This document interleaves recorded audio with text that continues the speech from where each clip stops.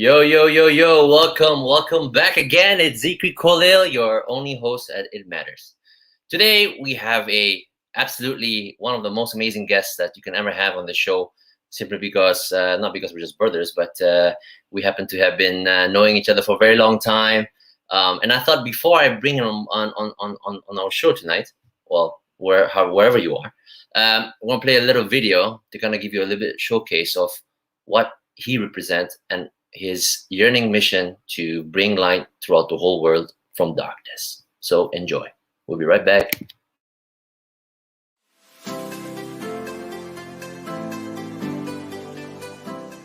Even in the midst of this pandemic, there are thousands of households and communities still being left in the dark.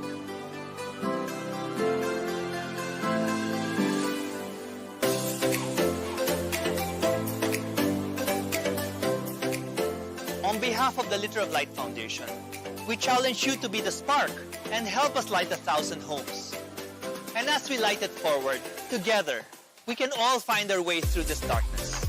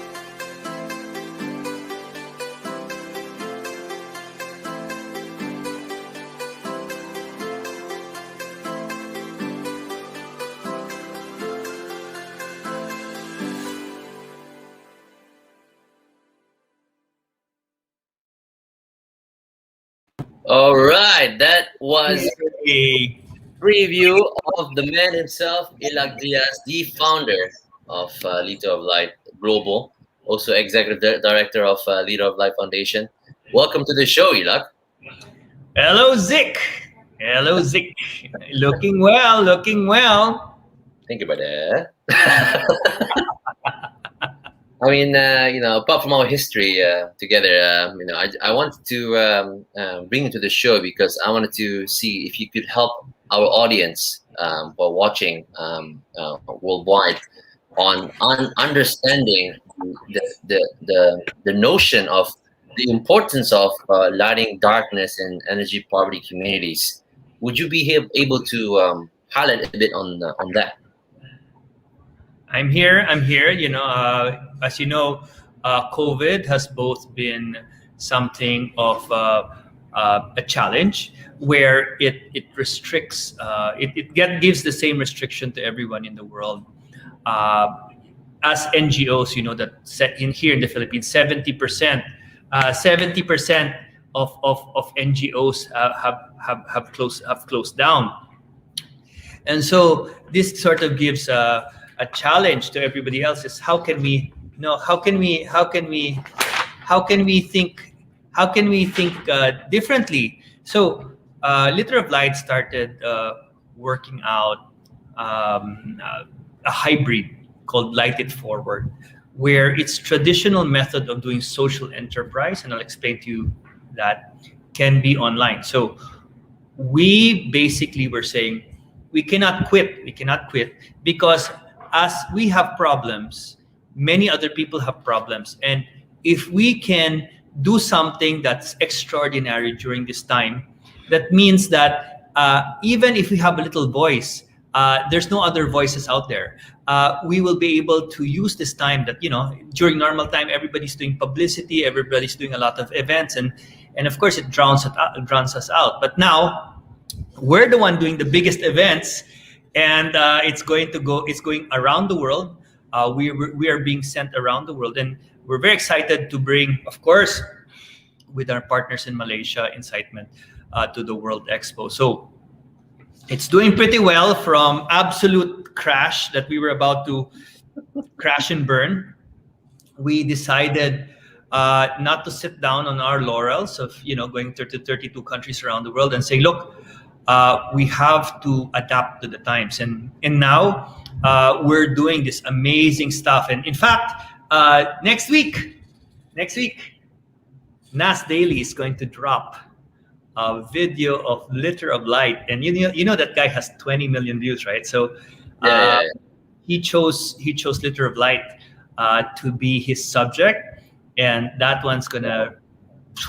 So we're very excited that in a time where some people are closed in, with restrictions. Right. Some people are also saying, hey, if we can beat this, imagine how much stronger we'll be when the shutdown, when the shutdown is finished. So we're very happy about that. I mean, most NGOs, and social enterprises, they find it a very difficult time to not adapt, but look at the necessary means on moving forward with their mission. Even though they have made amazing work, we still see them having a very agonizing, downfall. And I speak on behalf of most NGOs that we know, whether if it's in the Philippines, Indonesia, Thailand, Malaysia. How did this come about on Liter of Light, knowing that, everything has always been about mobilizing volunteers? In the time of pandemic, there are precautions to this, and how did this caught up on this Light It Forward, a new movement formed from darkness during a pandemic into a wildfire, knowing that NAS Daily now is coming on board to sort of show the way, and like many other influencers out there. How did that come about? Like, where was the spark? What was the opportunity that was given for you to adapt in this way so that we all can learn from you?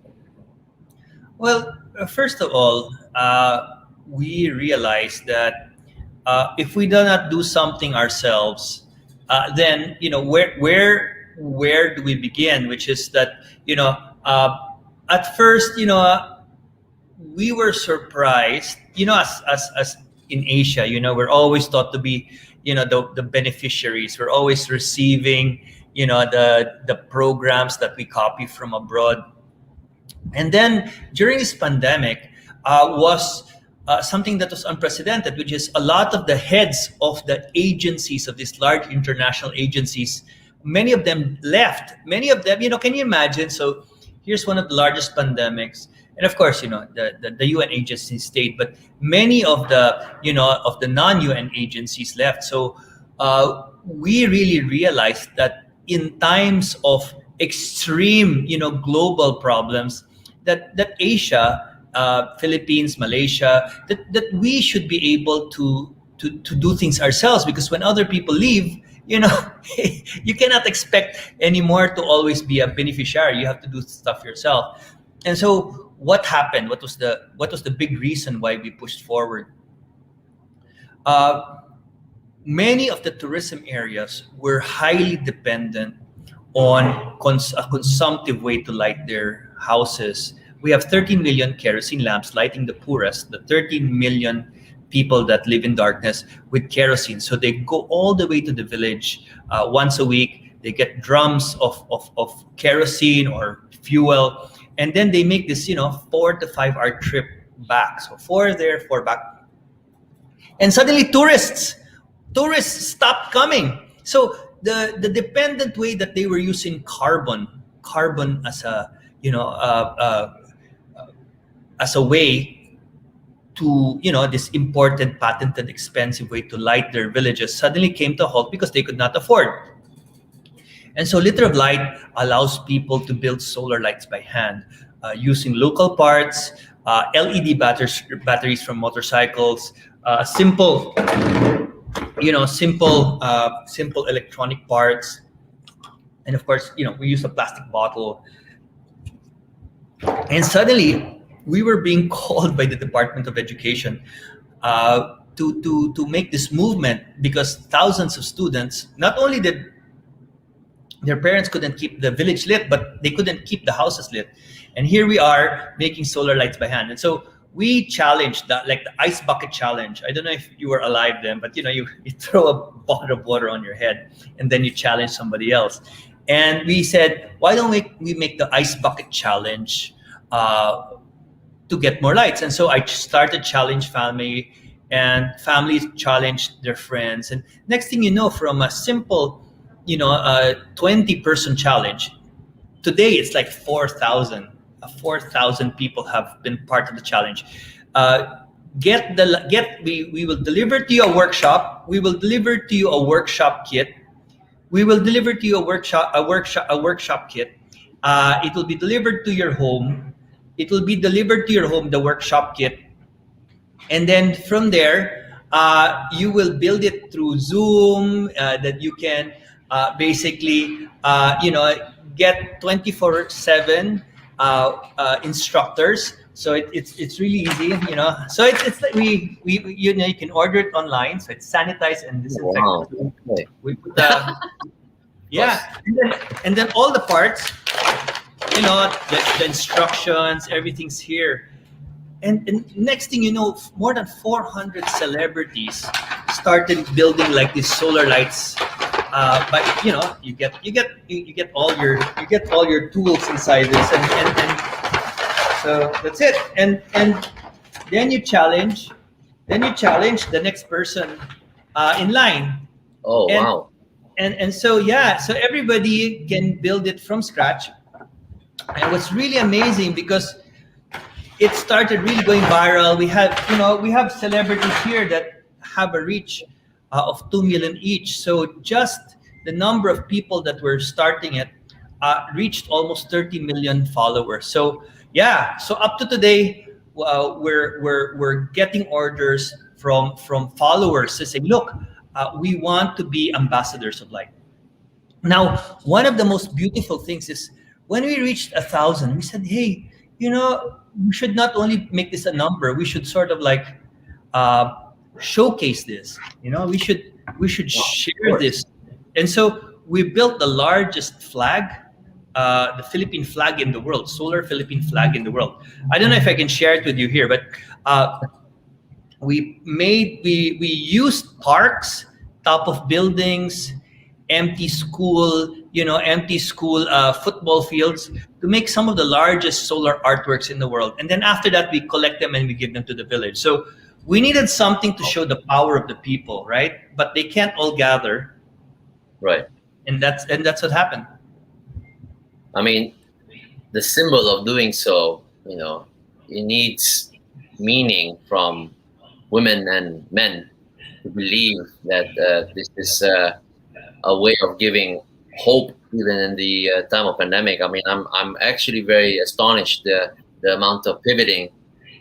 It's as if like I would assume that you're running like a warehouse now, providing the goods, because during most of our time before pandemic, we had to source our own items, and there were other costs in that sense that we had to endure depending on the value of it in the country.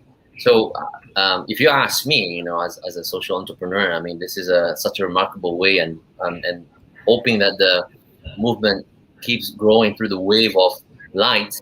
And I think anyone can do it now. I think you also provided a virtual platform via Zoom to show people how to do it, and then and allow the enabling them on being empowered by just doing so, which has been one of the biggest challenges, because this is, in the end of the day, you can do it yourself, right? So 30 minutes of your time can light another child's life for the next 5 years. So imagine 30 minutes for 5 years of light, which is brighter than a kerosene or candlelight. Can you imagine the impact of doing that? And as I said, all the parts can be fixed. So the motorcycle parts, the electronic parts. So you don't even have to go all the way to the city of Manila. You can go to your nearest city where you are. So and we're like you guys, we're 7,100 islands. You guys have islands, and that's really important in the way that we put it. Can I show the map, the Philippine map? So each and every person flag. So each and every person is a pinpoint of light. So you could see the number of people participating in this program. And we do this like every first of the month. So let me... Of course. So I click the share. There's a sharing feature that we have here on the platform. Okay. Try and click share. And then I see here. So I'm just going to add on stream here. Can you... Yes, can you, we can see. Okay, so... Oh, wow. What's happening? It's going crazy. It's going crazy. Can you see my screen? I can definitely see your screen, Illac. We can see you maneuvering on our studio. So okay, so this is an SDG goal. This is what it looks like on top of a building. Oh wow! And then of course the best part is when it lights, right?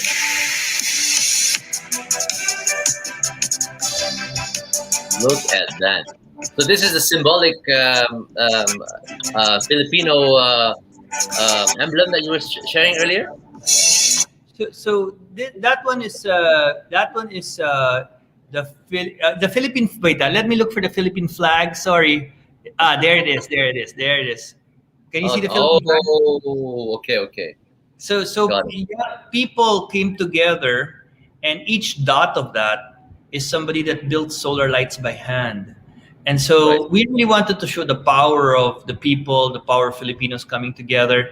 And then later, of course, we formed these huge solar artworks that people can see 1 kilometer above the city. So that's, how do I get out of this? Sorry. Oh, I'll just remove it.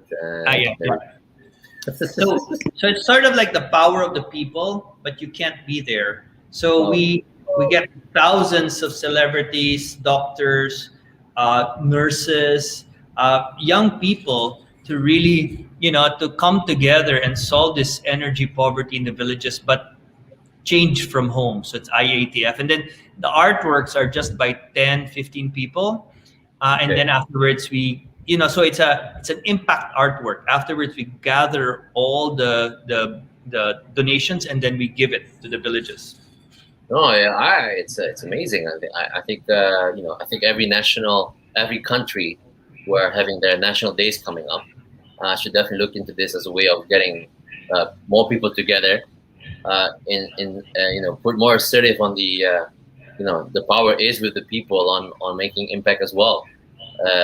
In other countries, you're always looking for the Messiah, like the one person that will be the great philanthropist that will change the world. But here in Asia, we work on a little bit given by many is equal, right? So, and it's more sustainable by each one of us giving a little, because these kind of poverty things are a long time. And so, yeah, we didn't wait for a messiah or a big philanthropist.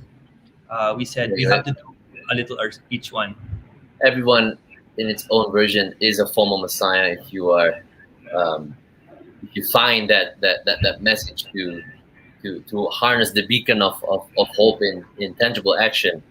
But my last question actually is more about for the audience who are thinking and trying to figure out the relevancy of doing such projects in the light of the pandemic. You can say in Southeast Asia where we're a bit different than what's happening in Europe. Everything's starting to start to open up. But we have over here in this region, we have a concern of other matters. Like in Malaysia, we have issues with some of the lower middle class having issues access for food because of loss of income. People would, the public would have different opinions.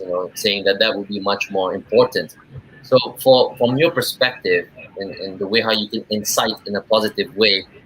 How is this important in the first place, and why does it really matter for someone who is not really indirectly impacted by this notion? Well, the base thing there is, in Asia, many times we used to believe in philanthropy, or if we have something good to do, we have to wait for others to give us the money. So I think what's important to me is really the power to become involved, using the power of social enterprise, or using the systems of business, and of course the scaling of business to do good, no? To do business, to do the business of doing good for people and planet. Now, light is really important because, as I said, we have 16 million Filipinos without light. 13 million of them are using kerosene lamps. And the educational system is really important. You cannot, have 1 year of children getting behind getting behind school because there's no access to light. We also have mobile charging systems where their parents are now using, these kind of secondhand phones to educate their children, or even go up a hill, download the lesson and then don't go down. Street lights, so people can, that are in locked off areas, when women travel with food or water, when they go around getting this, this kind of food to be given to them, that they don't get victimized as they, go to this centers, no, this food and monetary support centers. So it's really important to us in one of the darkest moments of our times, that even a simple light, we can give it. For me, secondly, is also that some ideas from Asia can also go around the world. I really needed to show that, if light is needed here around the equator, it's something that we can share in Africa, in not only Southeast Asia. We can share it in India, we can share it in Africa, we can share it in South America, and that's where Liter of Light has grown. Malaysia being one of the largest, one of the most exciting, activations in partnership with Incitement. So we have a lot of young people, but we should not just encourage them with good words. We want to get them working in their hands, with technologies that work. So I wanted to show the world that in Asia, we also are part of this world change, and we needed to do it in a measurable and, in a very, sustainable, measurable, and sustainable manner.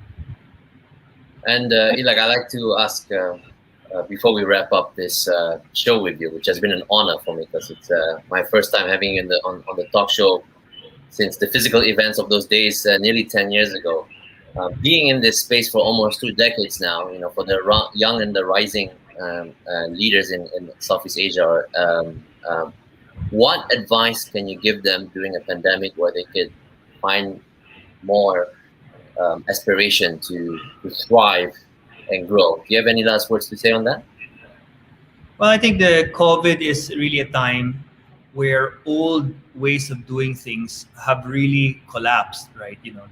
As I said, the fact that, that the large scale NGOs will take care of us, even just getting access to vaccines, we really have to develop our own ways to battle pandemics in the future.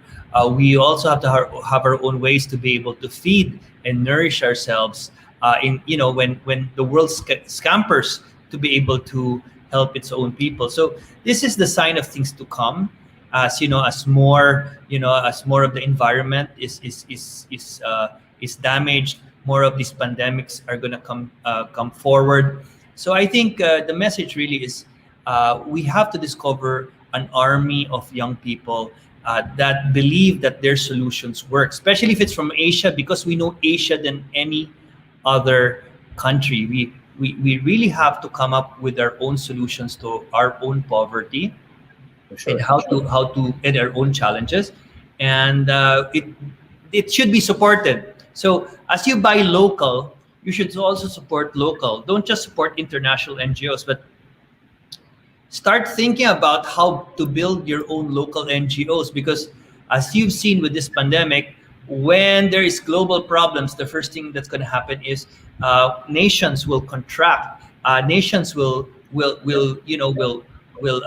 to itself. In fact, pull back its experts to try to solve their own national problems. In fact, we have to build our own. So support your local NGOs, because we're going to stay here. We're not going to move away, and we're going to fight side by side. So I really believe that as we were so attracted to international NGOs, now with COVID, all that you see are the local NGOs that are moving. So build them up, because the next pandemic or the next challenges, you might just discover that they're more valuable than just the glitz and glamour. I could not agree more with you on that, Illac. And for those who are watching, find out more. We've left you with their Facebook page, their Instagram handle right below here. You can see over there. And as Illac says, this is the time to support our local NGOs. So keep supporting local, buy local, groom them, grow them.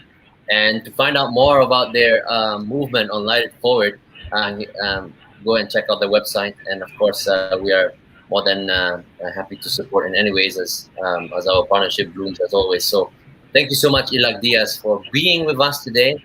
And we wish you all the best. And I can't wait to join you at the World Expo in Dubai, inshallah. See you.